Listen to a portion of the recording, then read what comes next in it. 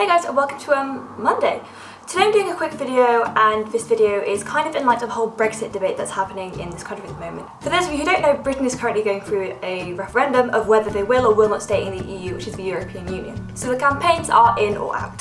One of the things this referendum will obviously affect is immigration, and being an immigrant myself, I thought I would just have a talk about it with you guys, especially because it's something I've been thinking about and being made more aware of recently because of all these debates happening. Technically, I'm a first-generation immigrant because I came here when I was 2, but the fact is I don't remember any of that, and obviously it was my parents' decision to move over, so I do consider myself a second-generation immigrant here in the UK. Some of you guys may be wondering, you an immigrant? Yes, me an immigrant, even though I have a British accent and I speak perfect English and I am white. And a lot of people in this country think about immigration, they don't think about people like me. People tend to think more about people who they can pick out as immigrants and circle out going, you clearly don't belong here. But that's not the point of this video. The point of this video is for me to tell you about my experience growing up in this country when I don't really belong here? I don't really know how to word that, but you kind of will get the idea. So I came to this country when I was 2. I don't really remember living in Belgium at all. But as a child, I spent a lot of my holidays there. And for starters, my parents didn't actually speak English to me properly until I went to primary school. So I started primary school aged 4 not speaking any English, which honestly I think is a very good way if you're trying to raise bilingual children in a different country. Have I ever experienced any kind of racism or people sort of treating me like an outsider because of it? No, not really, because I have this thing called white privilege, especially when you come from a white country to another white country, nobody really notices. However, I do remember one comment from a boy when I was in primary school where he said, go back to Belgium. I was maybe 6 or 7 and I still remember that. Like, that's not okay to say really to anybody. But then imagine if they said it to somebody who more obviously is an immigrant. Like, why? Kids are cruel. But I guess I always did feel a little bit alienated, especially when I was younger, from some of my friends, because they would understand references that obviously they would get from their parents, but then I wouldn't really understand that. Mainly in terms of music or TV shows or stuff like that. I didn't really know what people were talking about, and I managed to get a reputation for myself for quite a while that I had a really bad taste in music.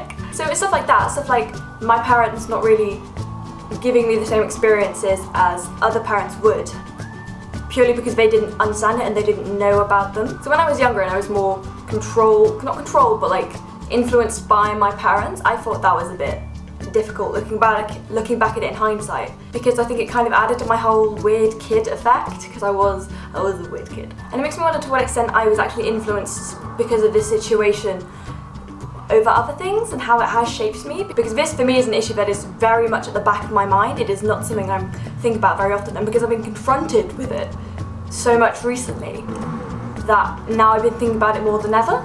Something for me is that nobody really knows that I am an immigrant unless they know me personally, they ask or they watch my YouTube. But then because of this, a lot of people have asked me, oh, but aren't you just basically English? And I'm like, no, I will never consider myself English. I just don't. That's not who I am. And by no means I'm saying there's anything wrong with being English. It just kind of makes me a bit upset when people are like, oh, but doesn't that just mean that you are? I'm like, not really. I mean, both my parents are Belgian, I am Belgian, I have a Belgian passport, I was born in that country, and I speak the language.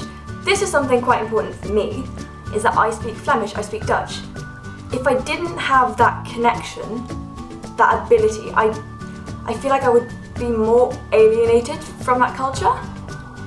If that makes sense, because I'm in this interesting mid-ground where I'm not English, but I understand the culture very well and it's part of me. But then I also do understand things from Belgian culture, but I don't understand either in their entirety. Like, sometimes my friends will still make a reference and I'll feel like I don't understand. It's rare, but it does happen. It's a very weird feeling of never really knowing where you fit in, even though you do know that you belong in both, but then some people can reject that and say, oh, but you don't fit in here because you're not like this, and it's just an interesting place to be. It's quite an interesting thing for me personally, because do bear in mind I'm talking about my own personal experience. This won't apply to everyone. It's not like I don't know who I am, it's I don't know where I categorise myself.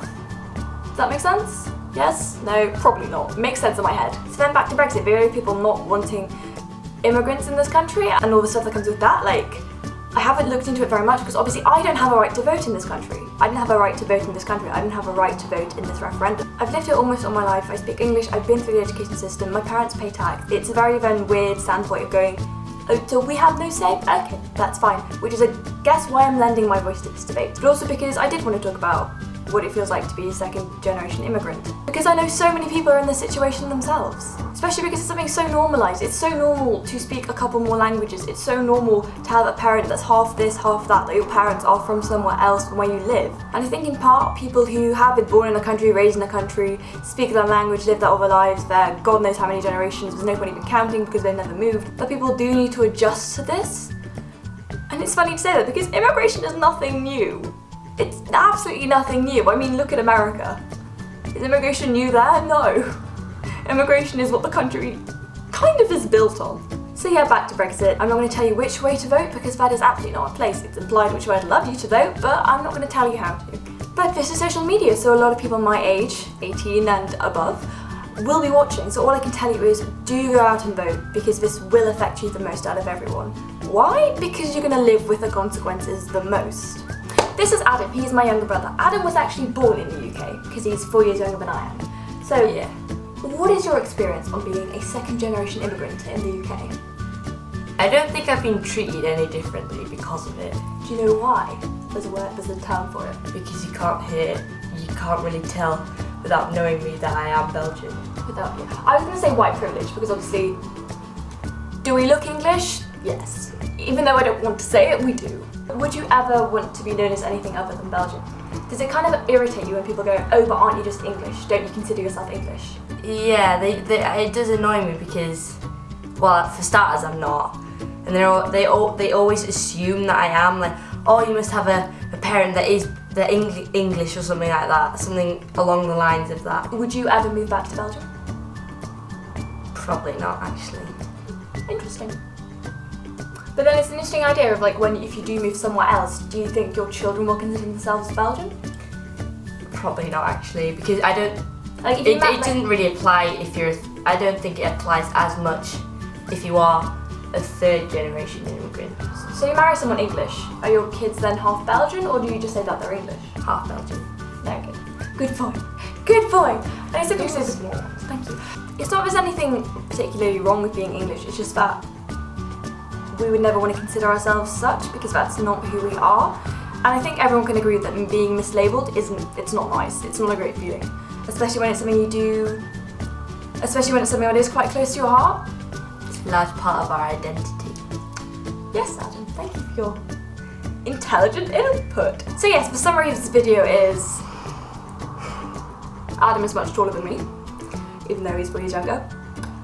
Do go out and vote. I'm not going to tell you which way to, but just do because it's your future. Definitely, it's our futures. Please make a rational decision. That would be great. And look up some information beforehand. That would also be great. Being a second generation immigrant is quite an interesting thing, which is why in the comments below, if you are a second generation immigrant or a first or even a third, etc., let me know in the comments down below where you originally came from, where you are now, what your situation is, what it's like living there, and how people have reacted to you. And also something that we've never really had a problem is because our parents made quite an effort to integrate us. I will see you guys tomorrow on Tuesday with a dorm room tour. OMG dorm room tour. So yes, subscribe, and all that jazz, and I will see you guys tomorrow. Bye. Mwah.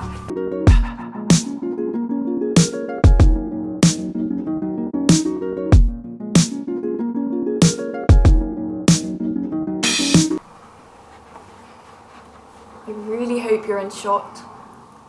That's really a better idea. How do I put this? Didn't do that. Especially because you haven't brushed your teeth.